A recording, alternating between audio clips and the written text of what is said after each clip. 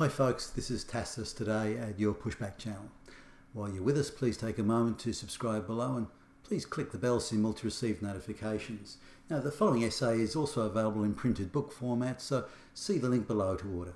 This essay will consider some of the issues surrounding the economic benefits, if any, the wealthier third world business migrants may bring to the West. To my knowledge, very little material is out in the public domain on this subject. Do the richer third world migrants to the West make a net contribution to the Western economies, or are they simply taking advantage of local tax loopholes or international tax havens and various arbitrage offsets? It's Bangalore bragging rights. Some may not be aware, but many third world countries have a remarkable oversupply of mega rich, and these people exist side by side with millions upon millions of dirt poor countrymen. Whether due to tribal or totalitarian regime corruption or entrenched social caste systems, entitled millionaires or multimillionaires and billionaires from the third world are in abundance, and a great way for them to earn credibility bragging points is to acquire a Western business. Any investor to the West from anywhere in the world is and should be welcome if they, for example, start a new business and provide local employment and create new jobs, create new industries and pay local Western taxes. Good economics is good economics no matter where it comes from. But is that what's happening? Let's look at some examples. A very rich monopolistic family business from a third world country where through their social and political connections they effortlessly emasculate all competition in their home country. They decided to come into the West and advance Western economy and bought up many small flower growing businesses and flower nurseries and things like that. These businesses they bought in this example were Western private single owner enterprises making a middling living for a small Western family. The funds to acquire all these flower growing businesses, which was many of them, was borrowed through a complex web of trusts in offshore tax havens, ensuring interest and management fee write-offs would negate any need to pay taxes in the West for decades to come. Cynically using skill shortage migration loopholes to the West, the new owners imported cheap peasant labour from their home country, which undercut local wages by 75 to 80%. The labour hire companies they used to bring in these peasant workers to their flower nurseries was just through a bunch of offshore front companies that were also owned by the family. These imported cheap peasant labourers were housed in Western residential real estate, also acquired as investments by the new owners. The imported workers' salaries were packaged with food and accommodation in the properties they'd invested in, with an ongoing so-called fee paid to the offshore labour hire company, which of course was part of the wider family business anyway. This arrangement allows for no income tax to be paid in the Western country, and also for the cost of accommodation and the purchase of the residential real estate investment to be completely subsidised by the Western taxpayer through various interest payment write-offs and so on, and depreciation allowances. Moreover, to avoid paying tax on any local Western retained profit in the businesses, the new owners export from the West back to their home country and into their local monopoly there at artificially low export prices. So they've artificially reducing the prices they export from the West so as to avoid all tax in the West. In addition, once established in the West, an entire business supply chain is created in parallel to supply all their business needs, whether it be seeds, pots, soil and everything else, website maintenance and so on. Also, there's unusually large invoices going on things like computer maintenance and call centres and so on, even though the business wouldn't justify such huge payments. Now all these other businesses such as the call centres and the like are all part of some wider sort of money laundering exercise. So all the expenditures are really kept within the wider family group of family-owned businesses. No money is to be spent or paid to local Western-owned businesses that could easily supply these same goods and services, and probably to a better and higher quality.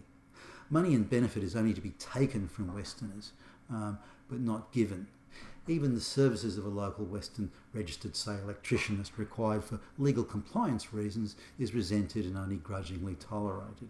These immigrant business network practices of family cabals are particularly widespread in the West, having multiplied over the last 20 years or so, and can be seen in trades such as restaurants, hairdressing, beauticians, mining, property development, labour hire, call centres and IT services. When they run out of available family members, they will accept other members of their own race, but if they can avoid it, not local Westerners, unless it's a token one-off hire. Other than selling to white customers, almost all of these businesses only spend money within the family or racial group. Even wealthy third world business people have never been brought up in a commercially competitive innovation economy. They don't understand it or the concepts of excellence that underwrite it. Outside of monopolies, corruption and family racial loyalties, they have little understanding of business in any modern Western sense. Thus, they do not grasp the concept of new wealth creation and the associated collaborative efforts that such activities require. To many, but not all, but to many third world well-to-do business migrants to the West, wealth is seen as an unchanging, eternally static amount. Therefore, one can only prosper by taking wealth from others rather than creating new wealth by inventing or innovating or adding value to the wider communal benefit. Many of these people come to the West to take, and they feel entitled to do so. Commercially integrating with other Western businesses in terms of buying and selling goods and services is not even on their radar, and those who may suggest so are considered quite mad. As the numerical influx of developing economy migrants to the West is so large and has been for almost 2 decades, they in effect cannot be assimilated to Western commercial values. They can and do form social and commercial racial ghettos. The poorer ones come to the West to consume vast sums of Western welfare, while the business migrants come to take money but pay no tax and care nothing for the common good, as that means whites may also benefit. Yet if assimilation is not achieved within, say, the first 2 generations, it may never occur. We can see many businesses today that are 4, 5, 6 generations from the West, but they've stayed in their ghetto-type situation and they still haven't assimilated and still will only do business with each other and with family members. Other than the initial purchase of a Western business, and the preference here is for cheap distressed businesses, the benefit or even minimal benefit to the local Western economies is hard to see. No corporate tax is paid, no real jobs are created, local wages are undercut, they bring no new technical or business expertise to the West, no income tax is paid, and no upstream or downstream commercial flow-on benefit is derived for other Western businesses, as all expenditures are, as mentioned above, kept within the family or racial group. Elaborate intra-family invoice round robins or hawala, designed to negate all tax, are standard practice. In effect, the immigrant-acquired Western business becomes little more than a money laundering front. Moreover, the acquired business is itself not commercially viable. It can only survive by near total tax evasion and paying peasant coolie wages to specially imported peasant workers. But there are now literally tens of thousands of these businesses all across the West, and they are multiplying by the day. It represents an artificial economy, the dangers of which any first-year business school student can tell you. Should business investors from anywhere in the world be welcome in the West? Of course they should, but not like this, and not like it's being done now. Coming to the West to start, acquire or establish a business in the West also requires integration and assimilation and an acceptance of local Western meritorious commercial standards and practices. Transplanting corruption, hawala practices, exploitation of wage peasants, and anti-market behaviour, family cabals, only buying from other family members, brings no value with it and brings no value into the Western community. If you go to a shop to buy goods or services or as a business-to-business transaction, you will make a decision based on price, quality, service availability. Many migrant businesses and business people do not. They will only buy from a business owned by a relative or someone from their racial group, regardless of any independent commercial merits. Some are forced to do so by mafia standover tactics and loan shark tactics to keep all the cash flow and profit within the immigrant racial group. But in the case of family, most do it by choice. Yet all this has another, perhaps more insidious aspect. The first order of business for these commercial migrants is to restrict and or prevent commercial competition. More and more of the Western commercial sector is being drawn into this cabal, tribal way of doing business, and thus is creating a less competitive and less innovative economy.